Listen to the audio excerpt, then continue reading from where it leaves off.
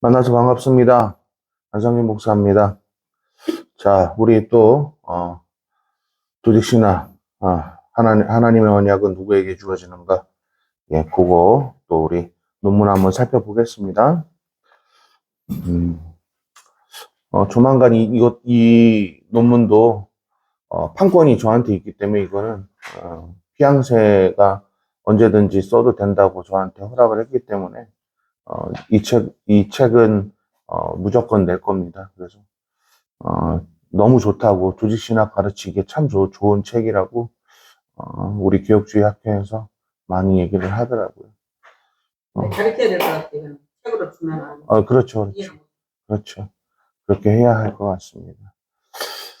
자, 시작하죠. 현재의 출 이집트의 기록은 여기부터 할까요? 아니, 이것은 거기서부터인데. 왜? 이것은 결혼 예식을 예로 들 수 있을 것이다. 제가 이거는 넘어갔어요. 지난번에 결혼 예식 설명했잖아요. 그죠? 예.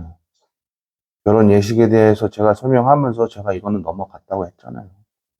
자, 현재 출 이집트기의 이 기록은 하나님 입장에서 기록된 것이므로 이스라엘이 하나님에 대해서 야훼는 우리 하나님이라는 표현으로 기록하고 있지는 않습니다. 그러나 내용만 보면 이미 시내산 언약에 이스라엘이 야훼 하나님에 대한 관계로서 또 역할로서 충분히 표현되고 있다는 거죠.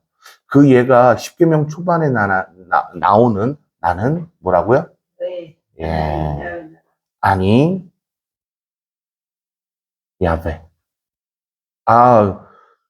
또 히브리 쓰면 안 되죠? 아휴, 힘들다. 나는 너의 하나님이다. 예, 나는 너의 하나님이다. 예, 요 개념이 등장한다는 거죠.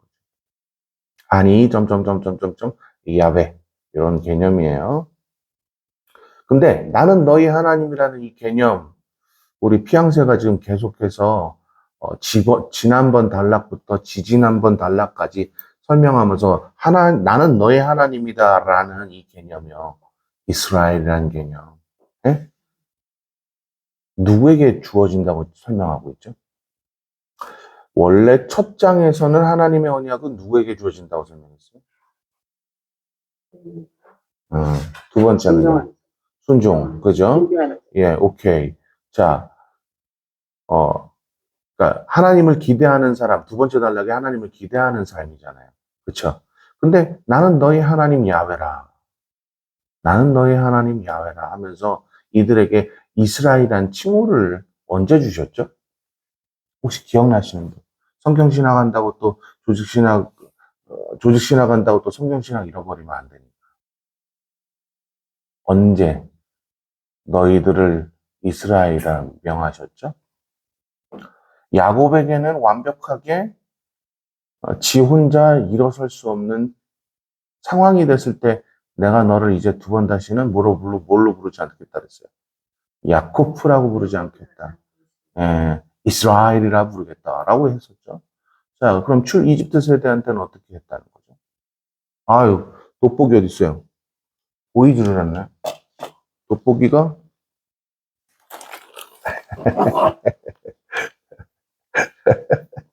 돋보기를 써야 돼요. 이스라엘은 언제 불렀냐고요? 헤헤, 6월. 그죠? 네, 6월절 사건 이후로 참 이스라엘이라고 칭호를 하나님께서 스스로 부르셨잖아요. 그렇죠? 죽었을 때, 자기 자아가 죽었을 때 이스라엘이라는 칭호를 얻고 내가 너에게 역사한다라는 것을 보여주는 표징이잖아요. 성경 해석학적으로 봤을 땐 그렇잖아요. 그렇죠? 그런데 여러분, 칼빈도 이걸 알고 있었고요. 피앙세도 조직신학자지만 피앙세 린도 이걸 알고 있어요. 이걸 알고 있다고요. 그래서 밑에 단어에 뭐라고 얘기하는지 한번 보자고요. 이것을 통해 알 수 있는 사실은 아주 간단하다. 언약을 상호간에 체결했다는 것은 서로가 뭐라고요? 가족이 되고 이것이 영원토록 이어져야 한다는 것을 인정했다는 의미이다. 맞아요? 내가 너의 하나님이 되주겠다는 건 가족이 됨을 나타내는 말이었던 거예요. 아무튼 이 언약에 관한 종주의 설명은 계속해서 이어지고 있어요. 위대하신 하나님은 불, 구름, 그리고 진동과 같은 소리 같은 자연현상을 동반하고 엄숙하고도 탁월한 것을 나타내셨어요. 이것에 대한 반응으로 이스라엘은 종주에게 나올 수 있도록 철저한 준비가 필요하였다. 이건 내가 쓴 건데? 피양새가 쓴 게 아닌데? 잠깐만요. 아이고, 고고학은 다 제가 쓴 거예요. 이거 제가 쓴 거예요. 네, 고고학은 다 제가 쓴 거고, 조직신학적 관점에서 쓰는 건 피양새가 쓰는 겁니다. 어쩐지, 피양새가 알고 있었다. 그러길, 내가 뭔가 지금, 이거까지 알고 있었나? 피양새가 그랬네요. 네. 자, 예, 이건 제가 쓴 거네요. 자, 3일이나 준비하면서 옷은 빨았어요. 자, 여러분, 옷에 대한 개념, 왜 옷을 빠는 것이 그렇게 중요했죠? 이스라엘 문화에서. 우리 레위기를 다 읽어보신 분들이라면, 이집트기의 그들의 여정을 아는 분들이라면, 옷을 빠는 행동이 무엇 때문에 있는지를 알 거 아니에요. 일단 첫 번째는 위생이었어요. 그죠? 두 번째는요. 네.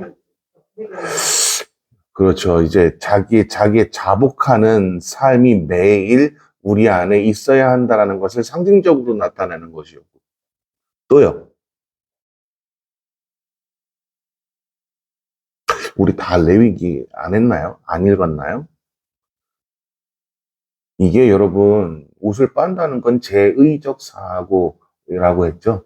예배자의 삶 중에 가장 중요한 건 뭐였죠? 새 옷을 입는 거였어요. 죽는 거죠. 그죠? 새 옷을 입는다는 것은 어떤 의미를 가지고 있다고 했죠? 은혜를 입은 자라는 의미를 가지고 있어요. 이거는 여러분 잊어버리시면 안 돼요. 자, 그다음 아내와 성적인 관계에도 자제를 해야 했어요. 이 상황에서는. 그리고 하나님의 경외함을 유지해야만 했습니다. 왜요? 왜요? 하나님이 하나님됨을 종주적인 사고를 우리에게 나타내실 때는 왜 이러하게 해야 했을까요? 두렵고 떨리는 마음을 늘 가지고 있다는 것은 사실 고대 근동사회에서 존경의 의미를, respecting을 이야기를 해요. 존경의 의미, 존경의 의미. 됐나요? 여러분, 누군가를 존경하면 어떠한 반응이 나타나죠? 행동을 조심. 행동을 조심해요? 그것도 뭐 그러겠지만, 존경하는 사람에게 나타나는 반응이 있잖아요. 고대 근동사회에서, 오늘날 이야기를 좀 먼저 해보고, 고대 근동사회 이야기 좀 할게요.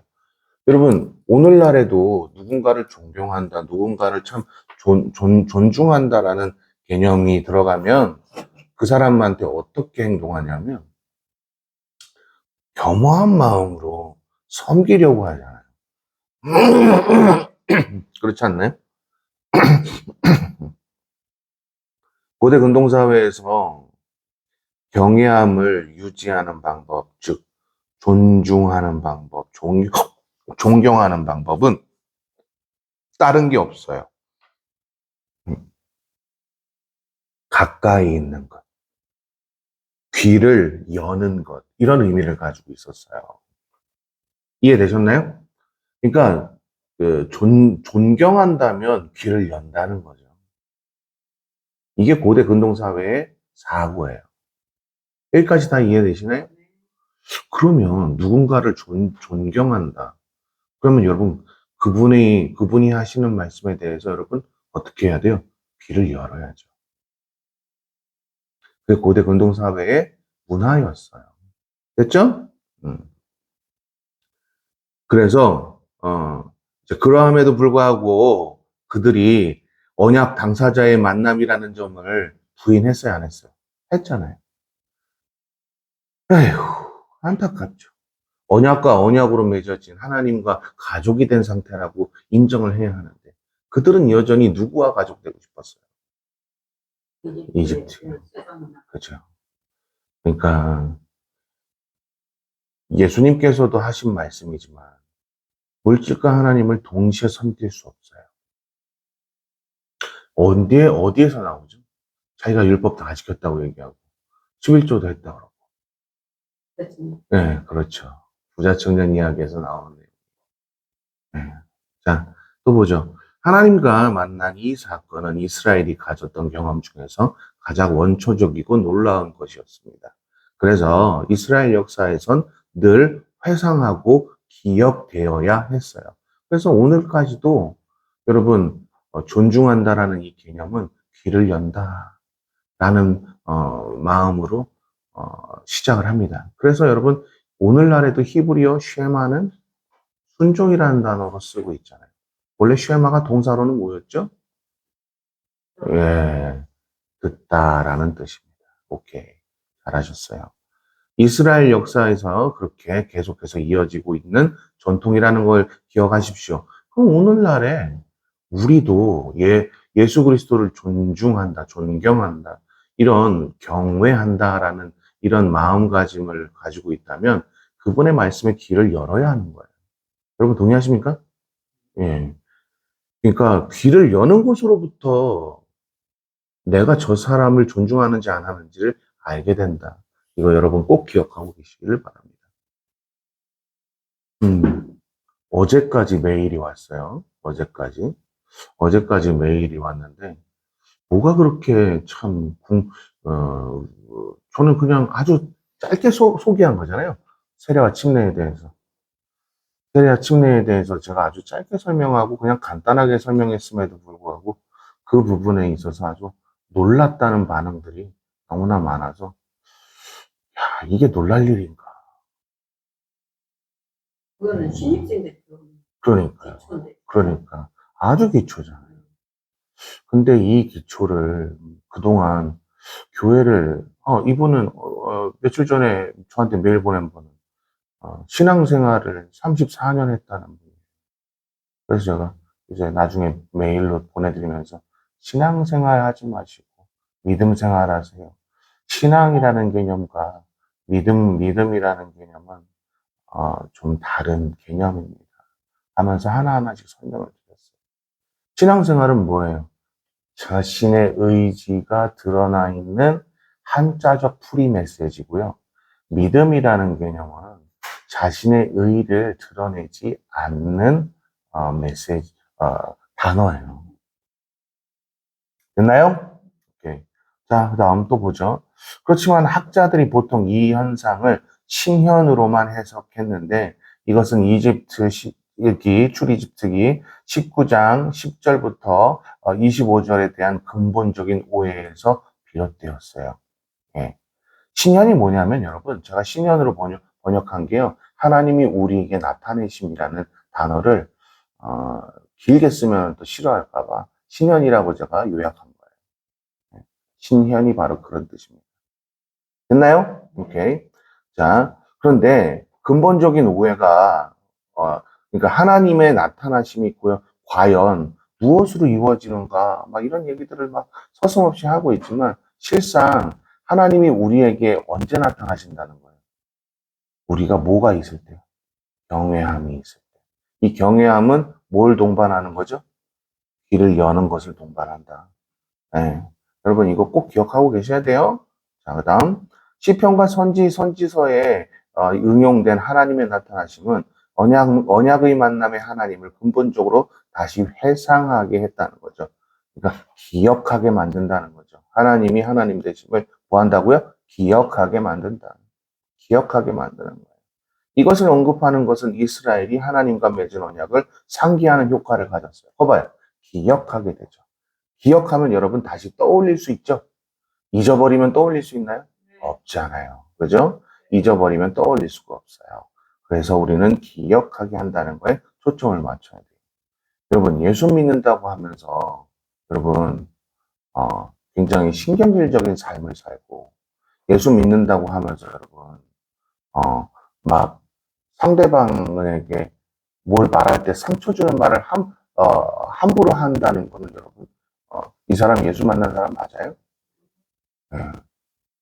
여러분, 집에 갔는데, 여러분, 아무리 그래도 목회자가 집에 갔어요. 그러니까 그들은 제가 목회를 하는지는 모를 거예요. 그렇지만 교수라는 건 알고 있잖아요. 근데 집에 가는데 여러분,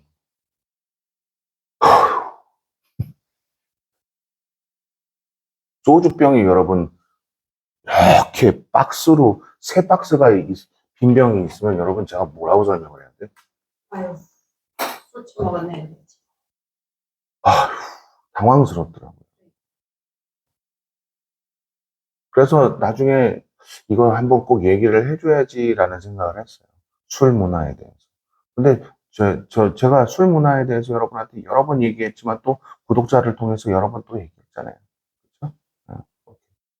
자, 그다음. 이 해석은 선지서와 시편의 해석에 언약을 맞춰 바라보도록 일관성을 가지고 설명되어지고 있습니다. 여러분, 어떤 일관성이요? 경외함은 결국 뭐라는 거예요?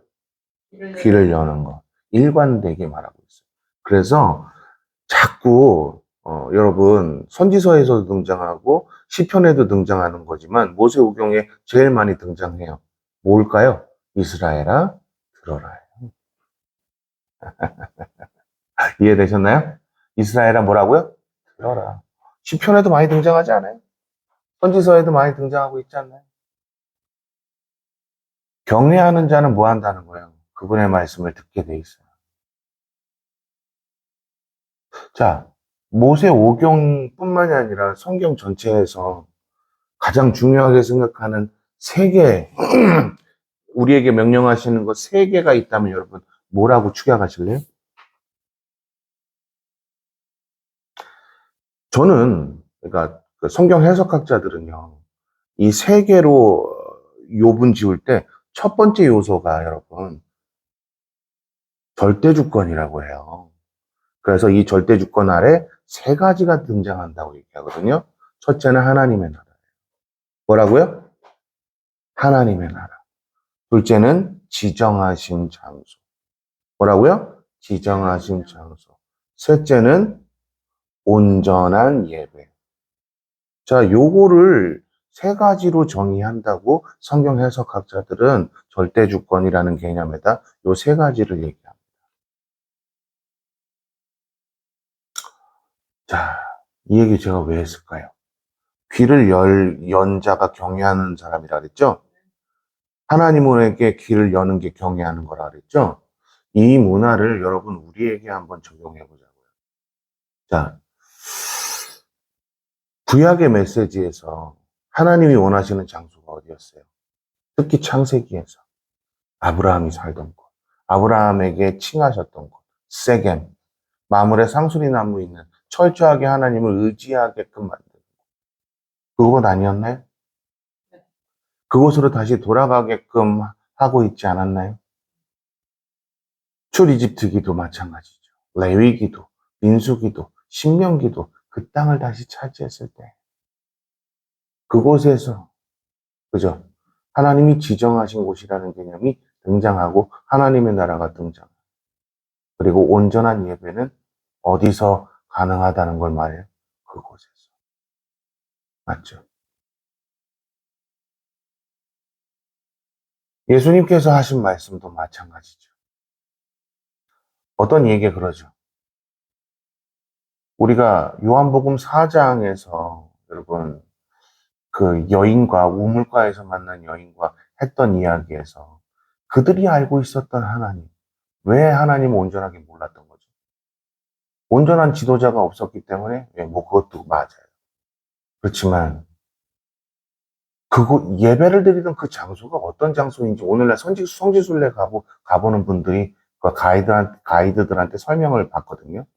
아, 여기서 원래 북쪽 이스라엘에 있던 특히 북쪽에 위치했던 사람들은 이곳에서 예배를 드렸습니다. 예루살렘이 아니라 이곳에서 예배를 드렸습니다. 라고 얘기하면서 설명하면서 뭐라고 얘기하냐면 꼭 그런데 이곳은 하면서 옆에 온전하게 하나님 앞에 예배드린다고 하면서도 옆에 신전들과 잘못된 우상들을 섬기는 산당들이 좀 존재했던 것으로 묘사합니다. 뭐 그렇게 역사 기록에는 기록되어 있습니다. 이렇게 설명해요. 성지순례 가면 가이드들이요. 맞아요? 여인이여 내 말을 들어라. 이곳에서도 말고 예루살렘에서도 말고 신령과 진정으로 예배드릴 때가 오나니 곧 이때다. 라는 이 메시지는 성경 해석학적인, 즉 저자의 의도로 살펴봤을 때 요한이 말하고 싶었던, 즉 예수께서 자신에게 가르쳐 주셨던 온전한 예배는 어디에서 시작된다는 거예요. 예수를 만남으로 시작된다는 거예요. 근데 예수를 만나는 것에 있어서 여러분 구약을 아는 사람들은 이런 얘기를 하죠. 지정하신 장소. 여러분, 세례자 요한을 그토록 칭찬하신 이유가 뭐가 있어요? 어디에 있었어요? 광야에 외치는 자였죠? 네. 맞죠? 깜짝 놀랐어요. 강남 사랑의 교회가 여러분, 제 구청장하고 담합해가지고 만든 비리의 온산이었더라고요. 그래서 여러분, 사랑의 교회역이라고 이름이 붙여졌더라고요.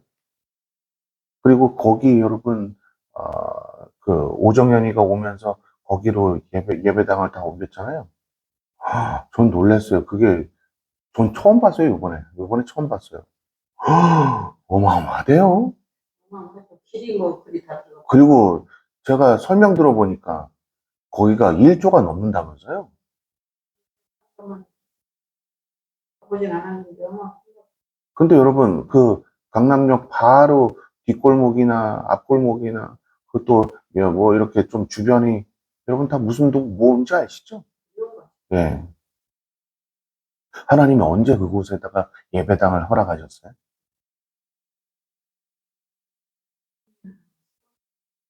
참, 제가 너무 당황스럽더라고요.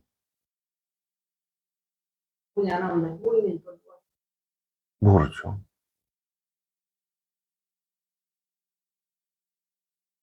오정현 씨가 물질 만능주의, 즉, 그러니까 신사도주의잖아요. 신사도주의.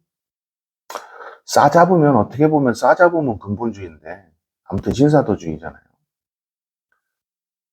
이단이에요. 근데 참 불편합니다. 그 교회가 우리나라를 대표한다는 얘기하면 얼마나 창피해요. 아이고. 자, 아까도 말씀드렸다시피 절대주권이라는 그 틀 안에 세 가지로 나눌 때는 뭐라고요? 하나님 나라, 지정하신 것, 온전한 예배예요. 여러분, 왜 지정하신 장소에 대해서 자꾸 선지서에서, 아니, 좋아. 창세기부터 얘기해보죠. 왜 자꾸 지정하신 장소에 대해서 얘기하는 거예요? 그 이유는 뭘까요? 우리가 그 문맥들을 좀 봐야 되잖아요. 그렇죠? 하나님께서 지정하신 장소는요, 어느 누구도 감히 하나님의 복음을 온전하게 받아들이지 못하는 그런 잘못된 공간이 전혀 없었던 장소를 설명하고 있어요. 한국말이 참 어렵다. 그냥 cleaned place 혹은 뭐 satisfied place 이런 개념인데 우리나라 말로 뭐라 그래야 되냐? 아유 참, 뭐 어떻게 설명해? 아유, 여러분 빵개국어일 때가 얼마나 답답한 줄 아세요? 답답합니다. 이거 어떻게 설명하지? 그냥 청교도를 예시를 들을게요. 청교도들이 번화가에 있던가요? 청교도들은 하나님께 드리는, 하나님에 대한, 하나님을 향한 예배를 드리는 것에 대해서 방해받지 않는 장소를 원했어요. 그래서 그들은 예배를 경건의 연속성이라고 생각했고, 예배를 경건하게 만드는 방법이라고 여전히 믿고 따르고 있어요. 제 친구, 제가 톰 이야기도 한번 했었죠? 그 흑인의 목회자가 됐다고 제가 얘기했었었죠. 저하고 길가에서 축구하다가 엄마한테 혼나가지고 제가 얘기했었잖아요. 그렇죠? 그래서 그 40분이나 걸어와야 돼. 학교를 그거를 한 달 동안 그렇게 왔다 갔다 했던 거 제가 얘기했었잖아요. 제가 목회자가 됐어요. 제가 여전히 그렇죠. 예. 여전히 온전한 예배를 위해서 계속해서 그 장소에 머물러 있는 청교도들의 모습을 너무나 제가 존경하고 존중하고 사랑합니다. 제가 cleaned place, satisfied place라는 개념을 우리나라 말로 어떻게 설명해야 할지 몰라서 제가 지금 청교도로 예시를 들은 거예요. 자, 그럼 한번 바꿔볼게요.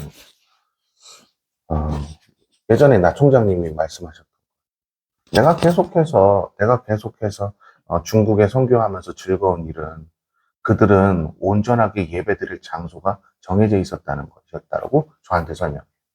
그러면서 제가 이제 일동으로 이사한다고 하면서 일동 어디냐? 한번 주소 좀 대봐라. 그러고서는 이제 또 나 총장님은 저보다 그 노트북도 잘해요. 핸드폰도 잘해요. 그 구글 맵, 구글 지도 그거 되게 잘 만져요. 어유 시골이네. 어유 하나님이 되게 좋아하시겠네. 그래 이런 곳에서 너 청교도처럼 진짜 할 거야? 어우 당연하죠. 그렇게 해. 제가 나 총장님을 존경하는 이유 중에 하나는 실력이나 그런 부분에 있어서는 제가 월등히 뛰어나겠지만 제가 그분을 존경하는 이유가 있어요. 그분 여러분 총장 자리에서 딱 2년만 하고 물러났어요. 연임할 수 있었거든요. 법으로 따지면 이제 그러니까 대학원 법으로 따지면 신학교 법으로 따지면 총 6년 하실 수 있었어요. 근데 왜 2년만 하셨을까요? 미련이 없어요. 그분은 오래전부터 이제 오지 선교, 온전한 예배 드리는 그런 것에 목적이 있었단 말이죠. 그러니까 날마다 매번 얘기했거든요. 자기는 진짜 프로테스탄트이고 싶다. 그랬던 분이에요. 그렇죠. 마다하고 제가 나 총장님 계실 때 강의할 때 나 총장님이 매번 하셨던 말씀. 네 마음대로 해봐. 무조건 저를 믿어주셨어요. 그래서 제가 예를 들어서 학생들 저희 그 논문들 엉터리를 쓰면 다 빠꾸 시켰거든요. 그러면 이제 막 죽어요. 얘네들은 조론 못하니까 막 안절부절하고 있고. 그럼에도 불구하고 나 총장님은 저한테 야 그냥 통과시켜 이런 얘기 한 적 없어요. 단 한 번도. 누구와 다르게. 그동안 제가 만났던 총장님들은 제가 이렇게 행동하면 뒷구녕으로 다 통과시켜놨어요. 그래 놓고 나보고 졸업 때 말씀 전하래. 안 가죠. 근데 나 총장님은 그랬다는 거죠. 그래서 여러분, THM 애들이, 그러니까 성경 해석학 전공하던 애들이 저한테 논문 지도 받으면, 여러분, 논문 지도 받았던 애들이 40명이거든요? 나 총장님 시절에? 몇 명 졸업했을 것 같으세요? 9명 졸업했어요. 제가 한 학기 쉬라 그랬어요. 네. 한 학기 쉬고, 한 학기 동안 나랑 같이 논문 같이 만지자. 불평하는 사람들도 많았죠. 근데 논문이 완성됐을 때, 지들도 깜짝 놀래죠. 왜요? 이런 논문은 자기가 어떻게 쓰냐는 거죠. 제가 계속 직접 도와줘요. 계속해서 저한테 컨펌 받으려고 오면 하나하나씩 다 정리해줘요. 그랬다는 겁니다. 따르고 싶어도 언어가 안 돼서 못할 수도 있어. 그러니까 열심히 해야죠. 자, 여기까지 다 이해되셨죠? 오케이. 자, 그 다음. 그래서 여러분 다시요. 뭐 하라고요? 시편에서, 선지서에서, 특히 모세오경에서 자주 드러나는 게 뭐라 그랬죠? 그렇죠. 들어라. 자, 또한 이 해석, 이 내용은요, 율법의 연속으로 이어지는 십계명 안에서도 많은 영향을 미쳤던 거예요. 10가지의 말씀이라고 하는 이 우리나라에서 십계명이라고 부르는 거 있잖아요. 예, 바로 이거예요.